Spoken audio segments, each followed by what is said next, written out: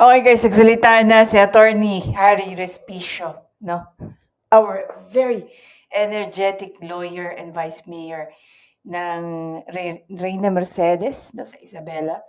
So dito ay pinaliwanag niya kung bakit nga ba more than 50 million counts of cybercrime ang kanyang sinampa together with the president of NAMPREL, with some bishop and some generals, no? So most probably kung ma-convict, no, kung ma-convict nga itong si attorney George Garcia or COMELEC Chair George Garcia, kahit kalansay na siya o kahit nakalibing na, serve pa rin siya. Well, joke lang syempre. Wala na siyang magiging criminal liability kung siya ay patay na. No? That ends his criminal liability. No? Pero dito, ipinaliwanag sa atin ni Attorney Respicio as to why 50 million counts at paano ito pumasok sa cybercrime. Pag-usapan natin.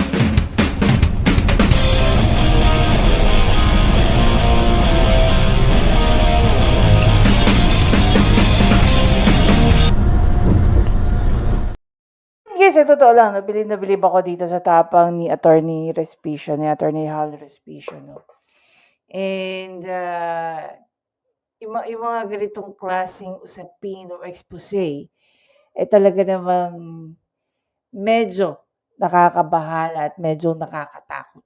Dahil ang mga kinakalaban mo ay hindi mga simpleng tao.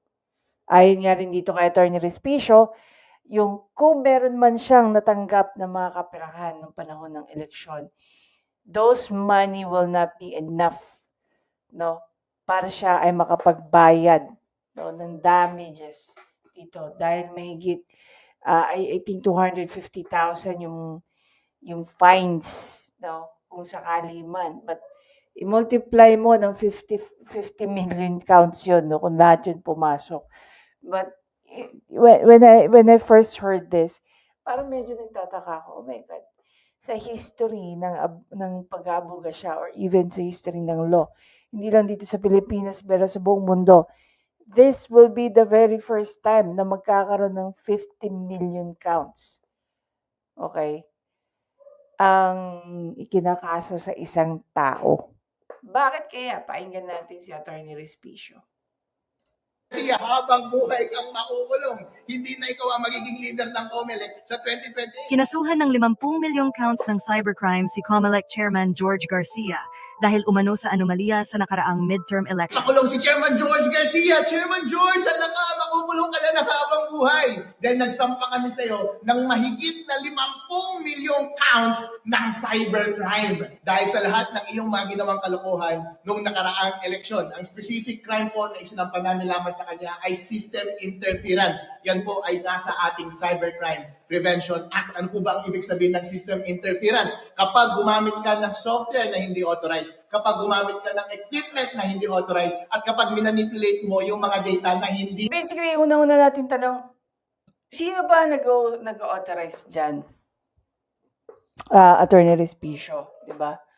Maliban sa COMELEC, sino po nag-authorize ng dapat ito yung gamitin na version ng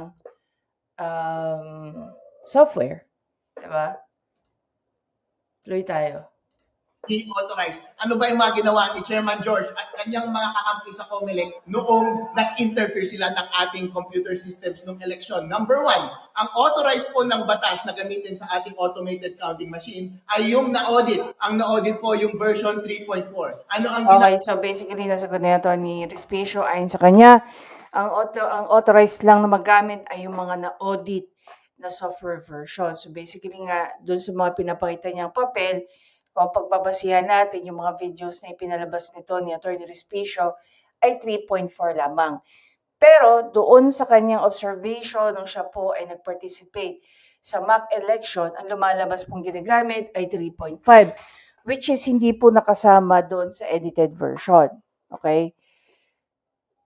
Ay audited version. Dito para sa kanya hindi na to usapin ng whether or not yung 3.5 may halong pandaraya, but that is a different discussion, no. Ngayon ang pinapatungkulan dito ni Attorney Respicio ay tungkol lamang doon sa version ng software. Gamit niya, version 3.5. Meron bang system interference? Meron po! Yes! Pangalawang system interference ay nung gumamit sila ng intermediary server through data center 3, nung nag-transmit yung mga automated counting machines papunta sa mga transparency server. Ano po ba ang sabi ng batas? Dapat diretso yung transmission ng election results mula sa bawat automated counting machine papunta sa mga servers ng transparency server. Wala dapat manipulation. Pero inamin mismo ni Chairman George Garcia na nakialam sila sa gitna. Minamanipulate nila lahat ng election results. Kinokolate nila at pinapadala nila every 15 minutes. Malinaw na malinaw, umamin na kaagad. Napakadali na kaagad ng trabaho ng NBI. Pasok na kaagad sa system interference pagdating sa transmission. Pangatlo po, Now, the other question is, bakit kailangan gawin yun ng COMELEC? Is this the first time? That's another thing. Is this the first time na ginawa ito ng COMELEC? Okay, hindi lang under sa pamumuno ni COMELEC Chair George Garcia. Yung previous ba ng mga tawag dito na COMELEC Chair, ganito rin yung ginawa. Okay? Especially sa panahon ni Andy Bautista. umamin pa rin siya ng pag-delete ng mga election results, in particular 5 million votes. Inamin niya po yan sa media na after maipadala yung mga election results na 5 million, di-delete po niya iyon. Pag-amin po ba iyon ng system interference? Opo. Bakit po mahigit 50 million counts ng system At interference guys, in-explain niya na kung bakit nga daw 50 million. ang isinampa namin kay Chairman George Garcia laban sa kanya at kasama ng kanyang mga kakampi? Dahil po, sa paggamit ng software, kada shoot mo ng balota ay isang pag-operate po yun ng software. Kaya kapag gumamit ka ng maling software, kada basa ng isang balota, isang instance po yun ng system interference. Ilan po ba ang nakas na balota sa ating bansa noong nakaraang eleksyon? Mahigit na 50 million votes. Kaya Chairman George Garcia, 50 million counts of system interference ang inyong ginawa. Ganon din po sa transmission. Ilan po ba ang ating makina noong nakaraang eleksyon? Mahigit 100,000 automated counting machines. And kada transmission from the machine papunta sa mga server ay isang instance ng transmission. At kapag pinakialaman nila ang kada instance ng transmission, isang instance po yan ng system interference. At ganon din po yung pag-delete nila ng 5 million votes. System interference po yan. Kapag titignan po natin ang Cybercrime Prevention Act, ang parusa po dito sa bawat system interference ay mahigit na 6 na taong pagkakakulong. Chairman George Garcia, habang buhay kang makukulong. Hindi na ikaw ang magiging leader ng COMELEC sa 2028. At ang multa po na ipapataw sa inyo, kada count ay 200,000 pesos at mas mahigit pa. At kaya kung totoo po, yung mga sabi-sabi na nabayaran ng COMELEC ng napakalaking milyon-milyones at bilyon-bilyon nung nakaraang eleksyon, kulang pa yung pera na iyan para sa pagbayad ninyo ng multa kapag na-convict kayo sa lahat ng counts na ito. Na Pero the way Attorney Respicio talks here, parang lumalabas, no, na siya ay siguradong magkakaroon ng conviction itong si COMELEC Chair George Garcia. The thing is that, ang basihan niya, lahat ng ebidensya niya, is yung mga admission ni Chairman George Garcia. Isa na dyan yung huli niyang admission patungkol sa, yes, nabanggit niya yung 300 million, pero iba ang konteksto niya. Iba yung pagpapaliwanag doon ni Chairman George Garcia. It's not something na kung paano naintindihan or ininterpret ni Attorney Respicio. Okay? Ngayon, kung kayo tatanungin ko, sinong mas paniniwalaan nyo? Si COMELEC Chair George Garcia sa kanyang interpretation ng kanyang sinabi o itong si Attorney Respicio? ang namin dito sa NBI. Lahat po ng ito ay ginagawa natin para hindi na po maulit yung dayaan sa 2028. Na baka siya pa rin ang You know, this is something that needs to be proven, ano? Kung meron nga talagang dayaan na nangyari. As you know, ang PDP laban ay nag-file na po ng complaint laban sa COMELEC sa pangunguna ni Attorney Israelito Torion at saka ni Attorney Jimmy Bondoc. Okay? So silang dalawa po ang mga nag-file ng mga kaso na yan or mga complaint na yan at hinihingi nilang tulong ng Supreme Court. As of today, wala pa tayo naririnig coming from the Supreme Court. At sa totoo lang guys, nakakaawa na ang Supreme Court. Bakit?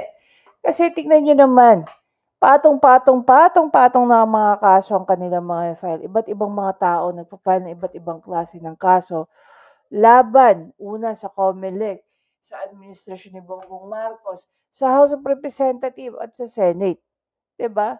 Oh, kamusta naman? Saan mo nadadali ng Supreme Court? Other than that, meron din silang mga kasong dinidesisyonan sa kanilang mga sala, no? Ito ay mga inappeal na mga kaso coming from the lower courts. So, ilan lang po ang ating justices, paano po nila hatiin ang kanilang mga katawan para mabigyan ng attention lahat nito in a very timely fashion. Uupo as chairman ng COMELEC. Tandaan po natin, ang tenure ng mga COMELEC commissioner ay rolling 7 years. At siya pa rin siguro ang uupo sa 2028. Mga taong bayan, gusto nyo pa rin bang si chairman? Tsaka alam mo, kung totoo sila, halimbawa, in the case of Congressman Benny Abante, nagbigay na po ng ruling ang Supreme Court na hindi po pwedeng umupo basta-basta ang second highest, no? Wala naman pong anong ganyan. Dapat po, pag yan po ang, halimbawa, yan po ay mabakante, no? O hindi pa nakakaupo ang elected congressman. That doesn't mean na si Abante ang uupo na dyan. And yet, ura-urad ang pinaupo. No, pinoseso ng COMELEC si Congressman Abante. Bakit kaya? Doon na nagiging misteryo sa akin, ano. Hindi ko naman sinasabing hindi ako pero napapuzzle ako. Napapuzzle ako at marami akong tanong tungkol diyan. Ano ang basehan ng COMELEC maliban sa sinabi na mismo ng Korte Suprema na hindi pwedeng umupo si Abante, not unless magkaroon ng special election at siya na yung manalo. Pero anong ginawa ng COMELEC? Minadali nila ang proseso pagdating kay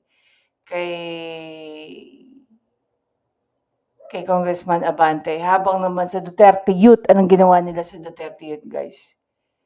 Ura-urada din nilang disqualify. Chairman George Garcia ang mag-lead ng COMELEC sa susunod na eleksyon. Wag po! Gusto niyo pa rin po ba ng dayaan? Wag na po. Kaya po namin isinasampa itong kaso na ito para makulong na po siya at hindi na po siya ang maging chairman ng COMELEC sa susunod na eleksyon. Tandaan po natin ang You know, this will gonna take some time, I really don't think this will gonna happen overnight or in the next couple of days. But this will really take a lot of time. And I hope maraming hawak na ebidensya itong si Attorney Respicio or si Vice Mayor Harold Respicio para ma-secure niya ang conviction ni Chairman George Garcia. But then again, magiging balanse tayo rito. No? Pakikinggan natin kung ano ang gagawin ng mga korte dito sa kaso ni Chairman George Garcia. gravamen ng case ng system interference ay basta nag-interfere ka. Hindi na mahalaga na yung pag-interfere mo ay para magtanim ng daya o hindi. Sa totoo lang po, napakadali ng trabaho ng NBI ngayon kasi inamin na lahat ni Chairman George na nag-interfere siya sa software at nag-interfere siya sa equipment sa pamamagitan ng mga intermediary server at pag-delete ng mga data. Kung meron mang dayang ginawa o hindi po yun ang mahalaga. Ang gravamen po ng krimen ay nag-interfere ka. Nakialam ka na hindi naman dapat. And that simply merong dahilan para i-prosecute na kaagad criminally itong si Chairman George Garcia at ipakulong na siya habang buhay dahil mahigit na 50 million counts itong kaso na ito. Sa totoo lang po, napakadali ng trabaho ng NBI ngayon dahil lahat ng ebidensya po ay nasa media na inamin lahat ni Chairman George ang lahat ng interference na kanyang ginawa. Chairman George. There you go. So, well, number one, i-file ito sa Office of the Prosecutor. Final na lang yung cybercrime complaint nila sa NBI, no? Which will be magkakaroon ng investigasyon. Then, if they see something na talagang dapat i-forward nila yan sa Office of the Prosecutor. Isa rin sa pwede natin ibigay na suggestion dito kay Attorney Harold Respicio, bakit hindi mo pa simultaneously i-file, no, ang reklamo na yan, no, na at paimbestigahan mo rin sa Office of the Ombudsman if there is anything na nagko-constitute ng graft and corruption. Kasi ayon nga kay Attorney Respicio, meron siyang mga nakuhang intel report na itong si COMELEC George Garcia di umano ay nakatanggap ng milyon-milyon halaga ng pera para lang sa ikapapanalo ng mga kandidato. Kung mapapansin niyo nga, marami pong disqualify itong si Chairman George. Even after manalo, marami rin po siyang kinancel na COC na ni-reverse po ng Supreme Court, no? So maraming kapalpakan along the way, no? Simulat sa una hanggang sa dulo, hanggang matapos ang eleksyon, maraming kapalpakan. So let's see how will this gonna turn out, 'di ba? Kung ano magiging resulta ng inirereklamo o fina-file nito ni Attorney Respicio. But definitely, if magawa niya yan, kung magkaroon ng conviction si Comelec Chair Garcia, it only means na lahat ng sinabi niya from day one, may katotohanan. Based on simple, guys, simple, observation. Now, the other question that we can raise here, say for example lang, no, magkaroon ng conviction itong si Chairman George Garcia. Kunya, sample lang yan. Hindi ko naman sinasabi magkakaroon siya ng conviction. Ba, magkaroon siya ng conviction. Naalala niyo ba, nakinasuhan din nila itong si Attorney Respicio. Would that be a ground na siya naman na ay ma-acquit o ma-dismiss ang kanyang kaso dahil napatunayan niya na lahat ng sinabi niya ay totoo laban sa Comelec at saka Comelec Chair George Garcia. Anyway guys, again, maraming salamat sa panunood. Anong tawag dyan? Parang no? Parang less yung ating energy. Alam niyo na, gabi na. Antukin tayo. But anyway guys, ayun, I really want to hear your thoughts about that. So, ano sa tingin niyo mangyayari dyan? Magkakaroon siya ng conviction? Ma-acquit ba kung mapatunayan na lahat ng sinabi ni Attorney Harold by having convicting, magkaroon ng conviction judgment si George Garcia? Siya ba ay possible na ma-acquit? Dahil siya lang naman ay kinasuhan ayon sa kanyang ayon sa pagpapakalat niya di umano ng maling informasyon, which basically intertwined, no, connected, if you want to say that. Connected yung sinasabi ni Comelec Chair dito sa kaso na sinampa naman laban sa kanya.